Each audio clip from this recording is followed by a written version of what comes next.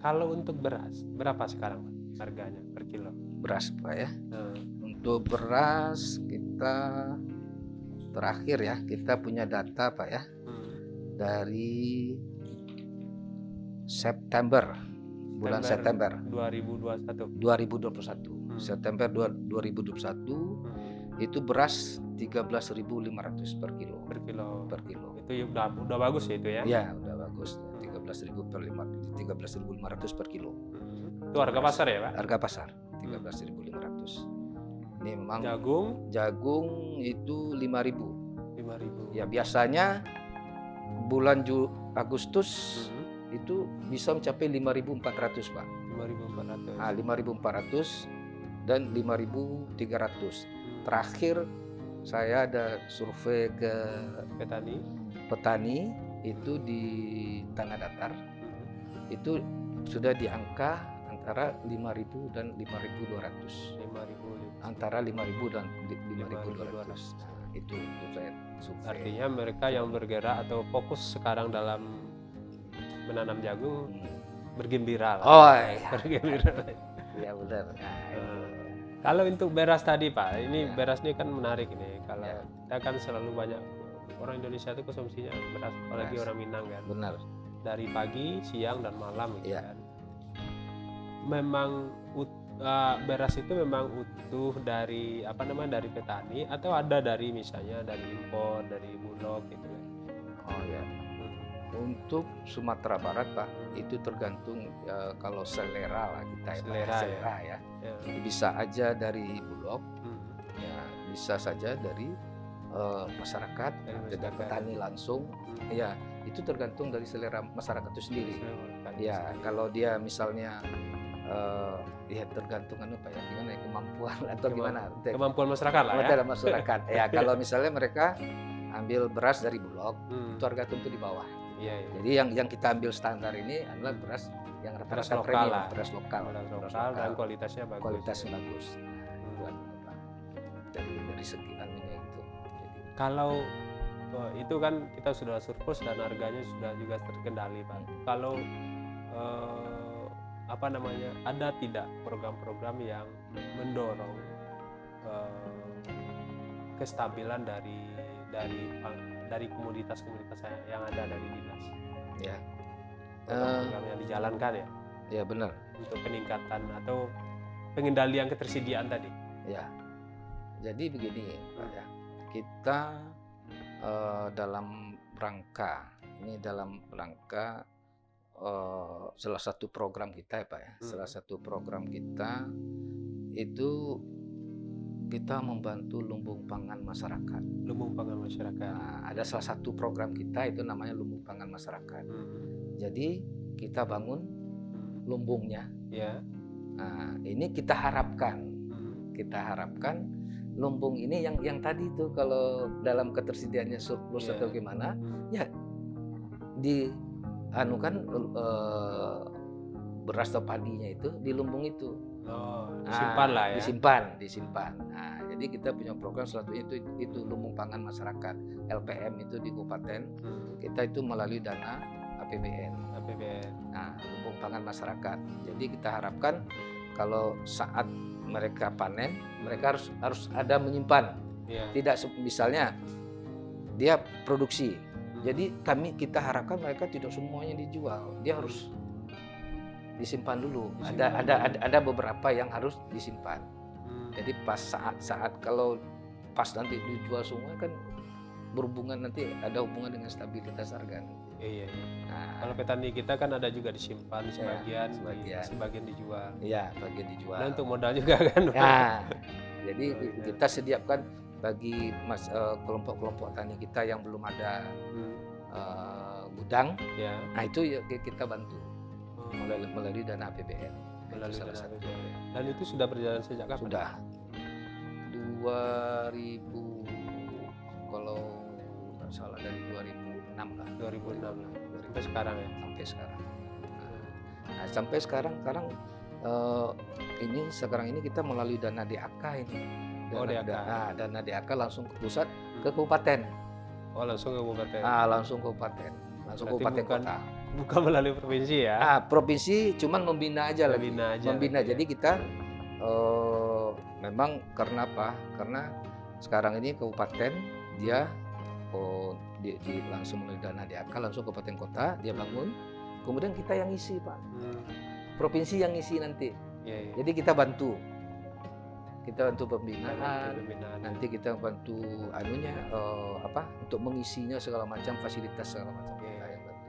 Semua OPD, semua institusi OPD, SKPD yang berhubungan dengan dalam rangka ketahanan pangan, ini kita libatkan. Kita libatkan. Seperti contoh kita bisa lihat Nagari Mandiri Pangan, misalnya di pesisir selatan, itu ada Nagari pesisir selatan ya. Itu dia punya nagarinya.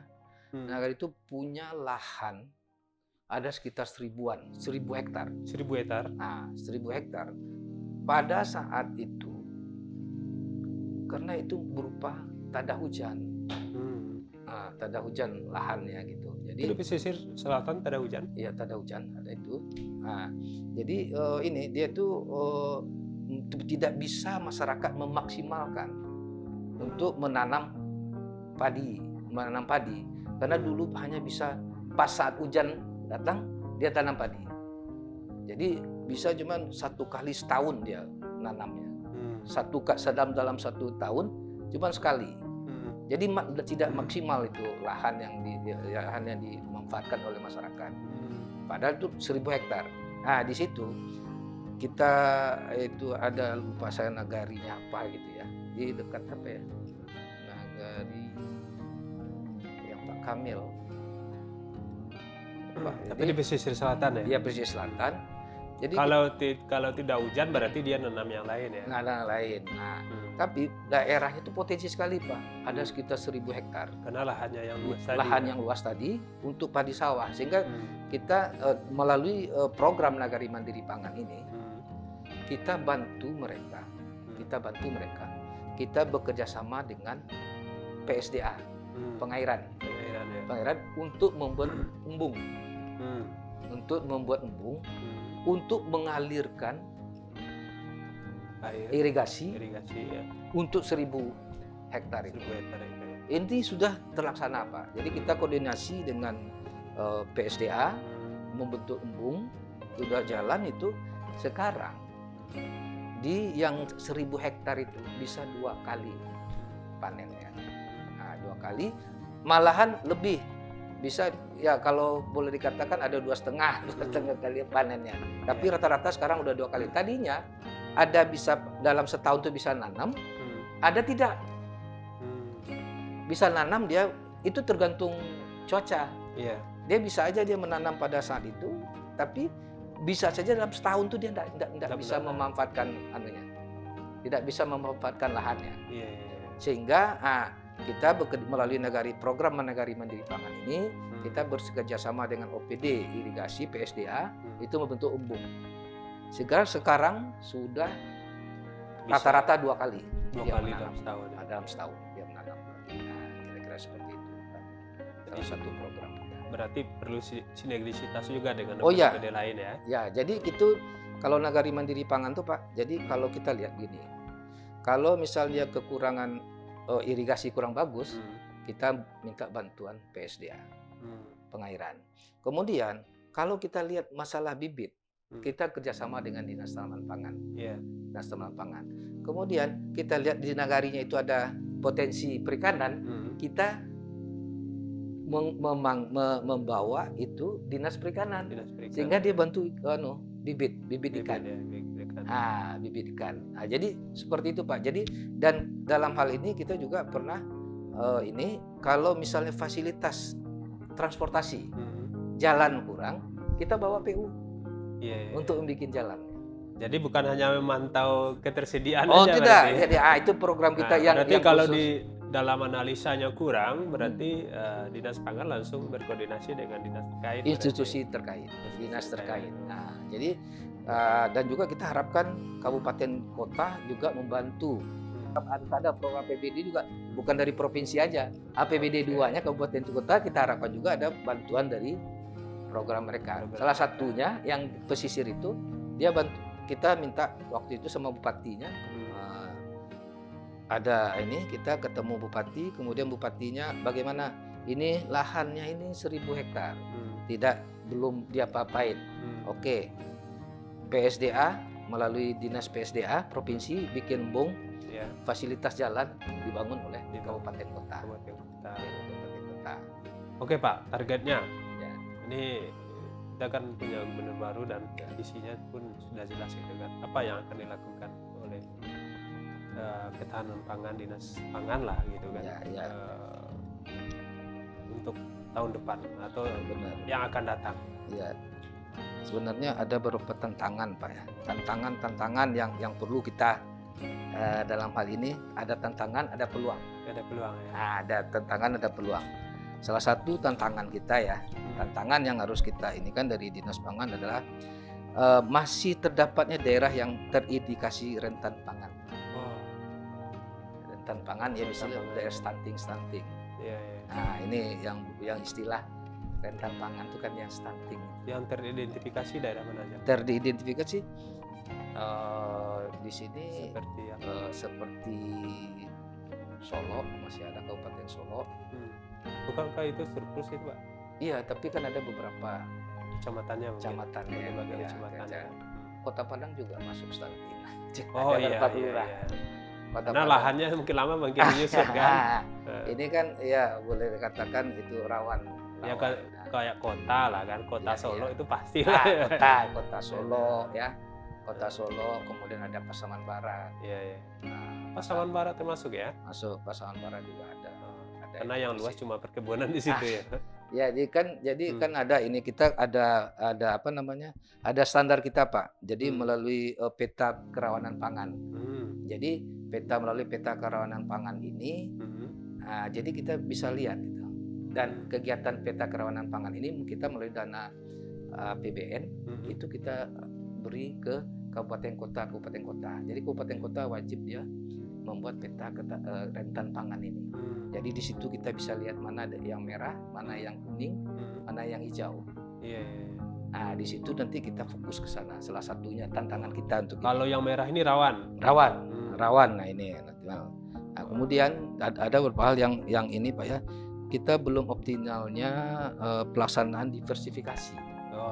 Diversifikasi produksi dan konsumsi pangan.